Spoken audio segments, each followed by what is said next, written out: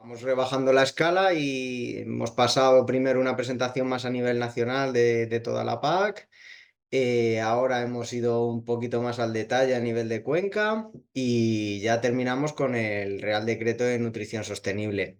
Para ello contamos con María Luisa Ballesteros, que ya veo que está empezando a compartir la pantalla. María Luisa es doctora ingeniera agrónoma de la Subdirección de Medios de Producción Agrícolas y Oficina Española de Variedades Vegetales dentro del Ministerio de Agricultura, Pesca y Alimentación. Y es una de las personas que está directamente implicada en la redacción de este Real Decreto 1051 de 2022, por el que se establecen las normas para la nutrición sostenible en los suelos agrarios. Entonces, Marisa, cuando quieras, nos falta que la pongas en pantalla en modo presentación. Pues todo tuyo. Vale, cualquier cosa, si no, me avisáis. Pues muchas gracias por habernos invitado al Ministerio de Agricultura y por haber cambiado un poco lo que es el rollo habitual que llevamos un año dando. En este momento, o sea, esta presentación se centra mucho más en cuál es la motivación para lanzar este Real Decreto y cómo se estructuran las soluciones que dan. Y ahí tenéis la dirección del correo donde podéis dirigir las preguntas.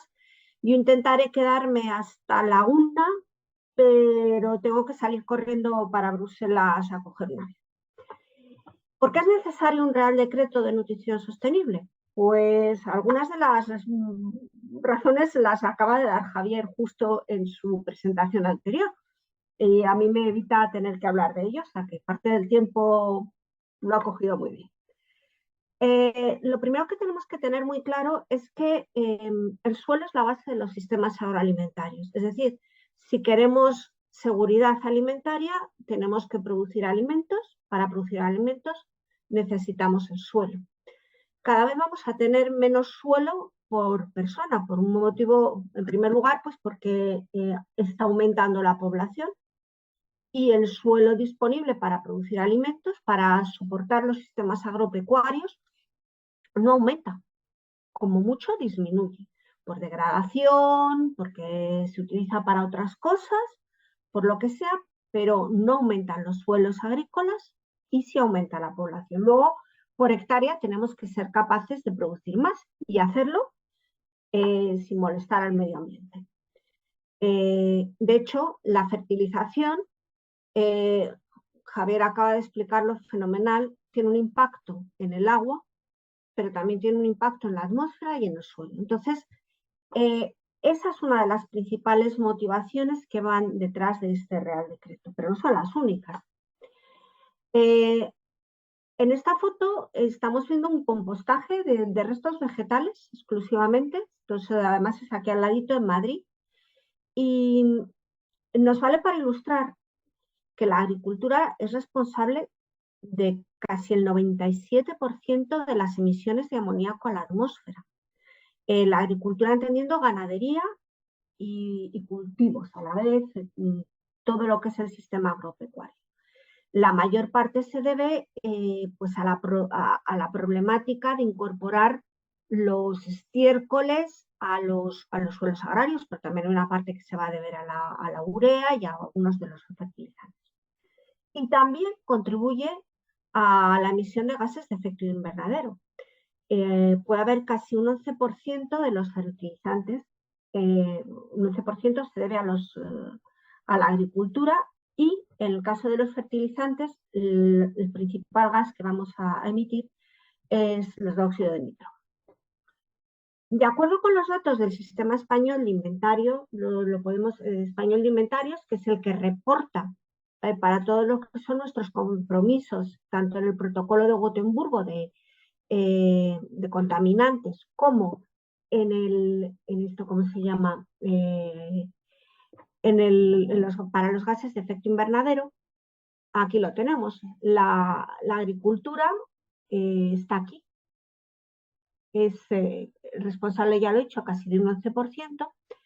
Y en el caso, estos son datos del último de 2022, y aquí tenemos que los gases del amoníaco, que es el que viene aquí abajo, básicamente somos los principales. Y de hecho, hemos estado rondando el tener un apercibimiento por parte de la comisión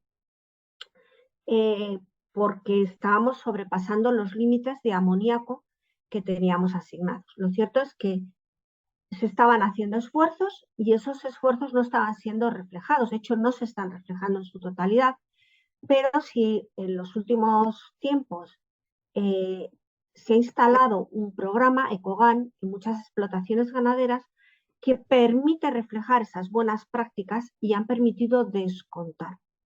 De forma análoga, cuando se han hecho el reporte de los gases de efecto invernadero, se ha podido incorporar unos nuevos coeficientes de emisión que nos han permitido bajar, aplicar unos coeficientes mejores para España, más reales, gracias a unos metaanálisis que han realizado, entre otros, pues está implicado José Luis Gabriel, toda la UPM, César Vallejo, Luis Lasaeta, etcétera, en la realización de este metaanálisis. Es decir, que es muy importante tener buenos datos. Sobre esto pasó muy por encima, ya lo ha dicho Javier, hay una parte de la contaminación de las aguas que procede de la agricultura y por lo tanto nos corresponde a nosotros de alguna forma poner medidas para intentar disminuirla. No seremos los únicos, pero sí que somos culpables, en parte. Entonces hay que trabajar en ello. De hecho, en el momento en que nos empezamos a plantear este Real Decreto allá por 2016, que esto ha llevado mucho tiempo, pues es uno de los momentos en que entra en crisis el Mar Menor y hay muchísima presión para que desde lo que es la administración y la agricultura se tomen medidas que frenen lo que está pasando. De hecho, hay una ley que marca unas buenas prácticas específicamente para el Mar Menor, pero también tenemos un incumplimiento. La Comisión ha puesto una demanda contra España precisamente por un incumplimiento de esta directiva. Por lo tanto, hay que hacer algo. Evidentemente, si nosotros fertilizamos los suelos, que es de donde las plantas van a tomar su alimento, los fertilizantes y lo que va junto con los fertilizantes tienen un impacto en esos suelos agrícolas. Van a aportar nutrientes, van a aportar también carbono orgánico a esos suelos, el COS. Pueden influir en la estructura.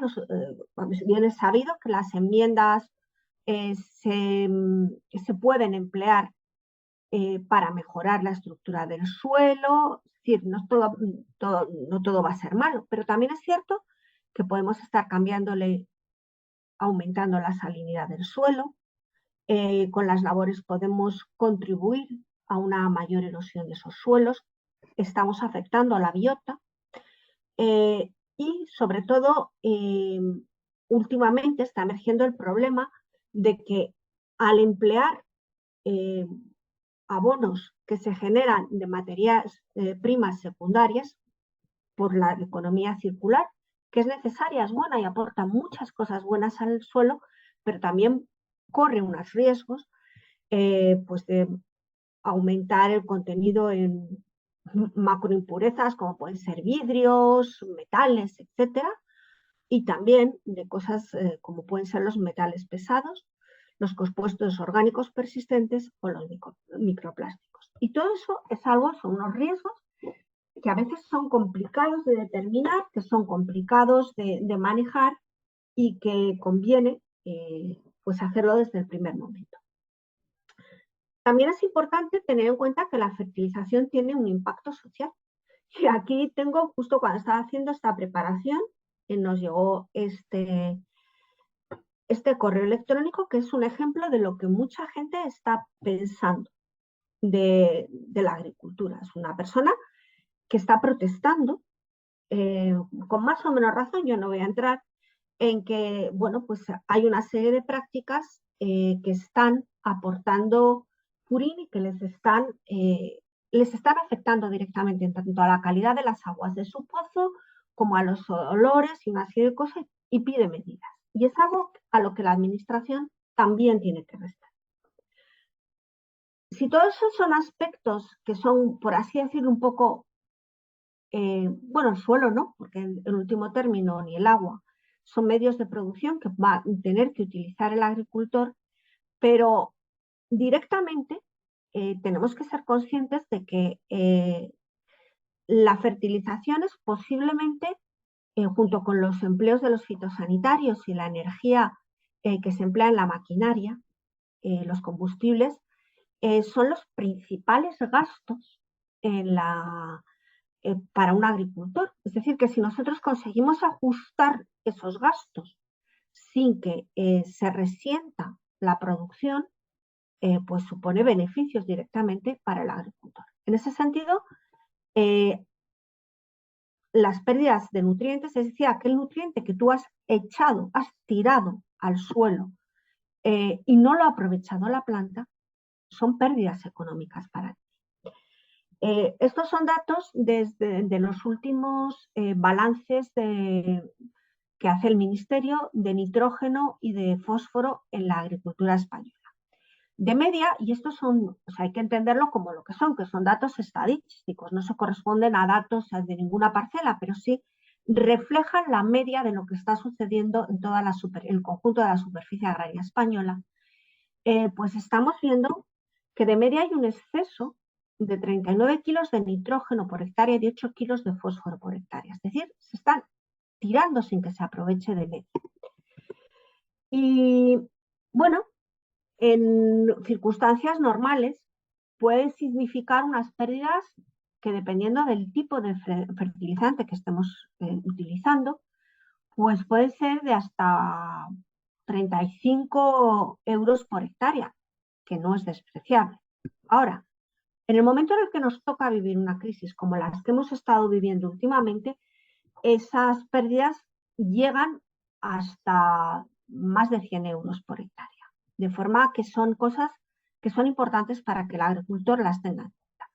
Y hay que tener en cuenta que muchas veces los agricultores están abonando y no están apuntándolo y no están realmente siendo conscientes de una forma sistemática, llevando lo que sería un asiento de esas cuentas económicas. Luego, como hemos venido ya mencionando, pues hay en este momento hay muchísimos tipos de materiales fertilizantes que se pueden utilizar. El compost que hemos visto al principio, aquí estamos viendo unos purines.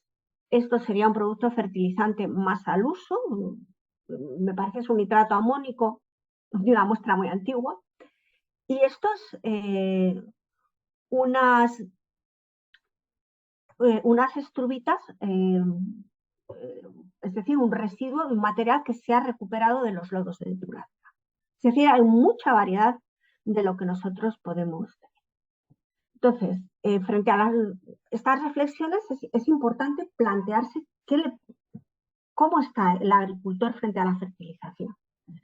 Es necesaria, pero es necesario reducir los gastos en la medida de lo posible, siempre y cuando eso no afecte a lo que es la producción. Entonces surge la pregunta, bueno, pues con todas estas cosas que tengo, ¿con qué fertilizo? ¿Qué es lo mejor? ¿Qué es lo que a mí me viene mejor en mi terreno? ¿O qué es más seguro? ¿O qué es más barato? ¿Qué es lo que tengo disponible? ¿Qué es aquello que puedo cosechar? O sea, que puedo utilizar para que mi cosecha sea mejor y yo beneficie mi cuenta de resultados. ¿Hay algo que puedo cambiar? Es decir, ¿qué hago yo? ¿Cómo analizo esos datos para saber si lo estoy haciendo bien o si hay algo que puedo cambiar? Y bueno, también es necesario pues, mejorar esa imagen que tiene la agricultura y en particular la fertilización de cara a la sociedad. Además, la administración, ya se ha ido viendo, necesita demostrar que se cumplen los compromisos internacionales adquiridos, pues con la directiva de nitratos, que nuestras aguas no superan determinadas concentraciones, que no estamos emitiendo ni amoníaco ni gases de efecto invernadero a la atmósfera por encima de unos niveles que nos hemos marcado, etc. También desde la Administración nos lo reclaman las autoridades de vigilancia del mercado, necesitamos conocer el universo de control. ¿Cuáles son los operadores? ¿Dónde tenemos que ir para ver si las cosas se están haciendo bien según la ley? Lo que es bueno porque nos da seguridad a todos. Luego después también hay que defender los intereses de España y si tú no tienes datos de cómo se está fertilizando, de qué es lo que se está haciendo, es como cuando te mandan a la guerra con un tirachinas, básicamente, y no estoy exagerando, tú no sabes si necesitas apoyar una medida en la que estén bajando las protecciones en fronteras o no. Y luego, bueno, muy ligado con eso, diseñar políticas eficaces que lleguen a esa producción sostenible y a esa seguridad alimentaria, pero que sea sostenible para ahora y para el futuro. Con todo esto en la cabeza, ¿qué se nos ocurre a nosotros a través de qué soluciones en el Real Decreto? Pues lo primero, o sea, y lo que intenta ser el corazón del Real Decreto es tener muy claro que tú al suelo y al cultivo solamente le tienes que aportar aquello que produce un beneficio, es decir, no es un vertedero, no vas a echar allí cosas por quitártelas de en medio porque te molestan. Todo aquello que no representa un beneficio para el binomio suelo-cultivo no es inocuo, es dañino. De alguna forma va a producir una pérdida de nutrientes o va a alterar o puede tener un riesgo. Luego después el material evidentemente debe ser seguro para los cultivos, para el medio ambiente y para la salud humana. Bueno, en el anexo 8, ahí lo que se da es un listado de materiales que han probado esa eficacia agronómica, se dan unas condiciones para asegurar esa eficacia agronómica, sobre todo en el caso de los residuos, y entre el anexo 8 y el 4 se fijan unos límites para determinados contaminantes. Luego, muy importante, pues lo que veníamos diciendo, aquellos nutrientes que no los puede aprovechar la planta o que no se pueden quedar como reserva en el suelo, que también es bueno para su microbiota, lo que va a pasar es que o los perdemos en forma de emisiones o los perdemos en forma de lixiviación y van a contaminar las aguas.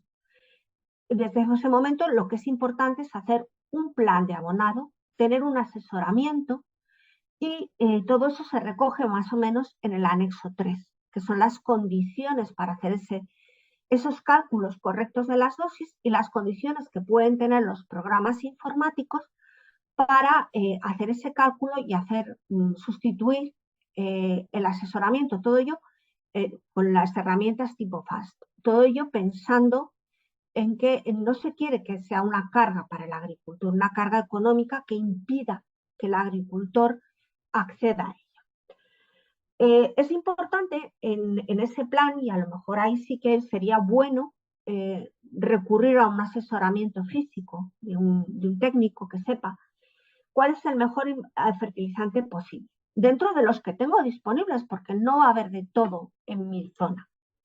Entonces, ahí es muy importante tener en cuenta, bueno, pues que cuando vayamos a aplicar un material, solamente que tenemos que aplicar el nutriente que necesitas, es decir, que si tú ya has cubierto tus necesidades de fósforo para ese binomio suelo-cultivo, pues no sigas aplicando fósforo porque puede terminar en un problema de eutrofización de aguas. También es cierto que, bueno, puedes buscar otros beneficios, es decir, si además de aportarte esos nutrientes que tú estás necesitando, pues te aporta carbono orgánico, etcétera, o incluso puedes querer solamente mejorar la estructura y el contenido de materia orgánica en tu suelo y además entonces tener en cuenta los nutrientes que te están aportando. Es decir, es muy diverso dependiendo de lo que tú necesites, de lo que el suelo cultivo necesite. Eso, bueno, pues volvemos otra vez a la necesidad de un plan de abonado y un asesoramiento. Y luego es muy importante que quizá fallamos al hacerlo es ver cuáles son tus resultados finales. Y para eso necesitas un cuaderno en el que tú hayas ido aportándolo todo sistemáticamente y al final de la campaña o de varias campañas en algún momento hagas un análisis de cómo está tu explotación, si ha mejorado, si con ese tratamiento que has ido haciendo de ir aumentando sistemáticamente la materia orgánica, al cabo de 5 o 6 años consigues ver una mejora. ¿Cómo calcular la dosis de cada nutriente? Es una parte en la que para nosotros es fundamental, por eso que estábamos diciendo de aportar la... Pues bueno, frente a lo de, yo sé que yo quiero aquí cebada y para coger 5.000 kilos por hectárea, pues tengo que aportar tanto, bueno, siempre he aportado esto, bueno, pues una primera aproximación que es buena ya, es ir a las tablas de fitotecnia y ver cuál es lo que te están recomendando de nitrógeno, fósforo y potasio, si lo haces en fondo, en cobertera, etc. Mejor todavía, si tú tienes, sobre todo, que eso, en lo que son los servicios de extensión, de asesoramiento de las comunidades autónomas, existen, y también muchas de las OPAs lo tienen, ver esas necesidades repartidas, tanto de nitrógeno azul como de fósforo en naranja, lo tienes. Ahora bien, ya si lo queremos hacer bien, podemos considerar, y esto es un ejemplo totalmente teórico, otros aportes que tú puedas estar teniendo que no son solamente de los fertilizantes que vas a añadir. Por ejemplo, de los restos de la cosecha anterior. El agua del río, si estás en una zona que tiene problemas de nitratos, va a tener un contenido de nitratos que a lo mejor es bueno que empieces a descontar porque te vas a ahorrar dinero y le sigues aportando nitrato a la planta. Si has aportado enmiendas orgánicas, va a ir mineralizándose ese nitrógeno a lo largo de los años sucesivos. Y si lo mismo si en la campaña anterior aportaste el nitrógeno en una serie de productos fertilizantes orgánicos, pues también van a estar mineralizando parte de ese contenido a lo largo de las campañas. Entonces, en base a todo eso, lo que se te está diciendo en el Real Decreto de Nutrición Sostenible es que hagas un plan de abonado que en base a ese rendimiento esperado que tú tienes, que lo sabes de años anteriores, porque bueno, ya tienes una experiencia, calcules cuál va a ser tu cosecha y hagas tus cálculos de dosis, el tipo de fertilizante con esa máxima de, bueno, pues una vez que ya tengo todo el fósforo que necesito, que aquí veis que se va a llegar mucho antes, en este caso es que ni sería necesario, salvo que quieras mantener un reservorio en el suelo que puede ser bueno, pero lo tienes que hacer con un cierto criterio. Y bueno, dosis, medidas, el momento de la aplicación y la maquinaria, etc. El Real Decreto plantea tanto en la parte, o sea, está planteando una serie de buenas prácticas. Además de esas dosis que hemos visto, pues te están diciendo, hay momentos en los que tú no puedes fertilizar. Y aquí tenemos un campo en el que ya ha nacido, no sé si esto era cereal, pero esto está helado. Esto son suelos, me temo, en Alemania, no en España. También te está diciendo, bueno, esto es un anexo 2 en los cuales no puedes echar la fertilización nitrogenada. Aquí se está viendo y también es en Alemania, con lo cual aquí nadie nos sentimos, porque es el mismo campo, si lo veis. Aquí hay unos estiércoles apilados y la foto que está hecha para mostrar a la perra, que es la perra de mi hermana, se está viendo que ese apilamiento está causando una serie de problemas si lo mantienes en el tiempo. Primero hay transeúntes que están pasando, hay animales, tanto salvajes como domésticos, que pueden interaccionar con esa pila de estiércol. El estiércol está emitiendo gases, si llueve estás produciendo lixiviaciones y aquí hay una masa de agua que es susceptible de ser contaminada. Entonces, hay que limitar ese tiempo de apilamiento. Tú llevas ahí, lo apilas porque lo necesitas, pero no puedes estar 2 meses o más con eso ahí, con los problemas que está generando. Para eso están los estercoleros, las explotaciones ganaderas, etc. Bueno, los estiércoles y purines no se pueden aplicar en abanico. Hay una serie de, por ejemplo, de purines con sus mangueras y sus zapatas y tal. Y luego, bueno, pues revisar que la maquinaria está en buen estado, porque así te evitas tus pérdidas y hacer un reparto muy desigual de lo que es el agua.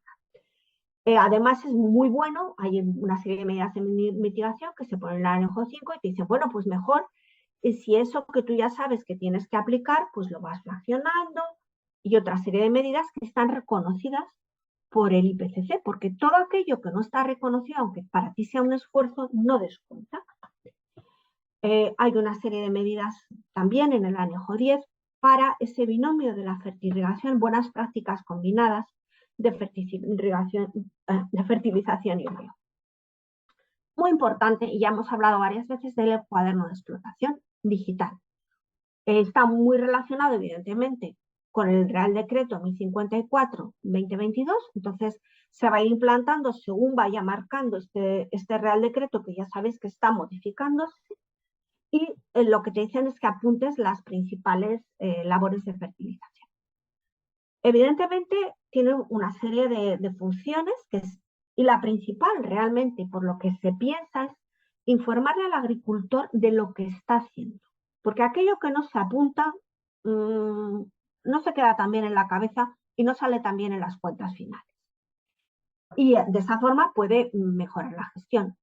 Ya ha hablado Nacho de la PAC, de que entra dentro de lo que es el paquete de la PAC. Y a nosotros también, ya más a nuestra subdirección, pues ayuda a elaborar estadísticas de lo que es el consumo real de productos fertilizantes con todo lo que eso implica. Y además ayuda a que se reporte correctamente en el sistema español de inventario de emisiones. De forma que nos sirva para decir, estamos cumpliendo con lo que estamos haciendo y todo ese esfuerzo se está viendo reflejado. Además, como ya se ha dicho, necesitamos un sistema que nos permita controlar nuestro universo de operadores y de asesores también, que va a ser el registro de operadores, el RECFER, y que además vale como base cruzada para ver correctamente, tener como dos fuentes para confrontar de cara a las emisiones. Y bueno, el asesoramiento, se dice cuáles son las características mínimas que debe tener el asesor. Pensando en un asesor, evidentemente es un asesor agronómico, porque estamos hablando de fertilización, pero también es un asesor que puede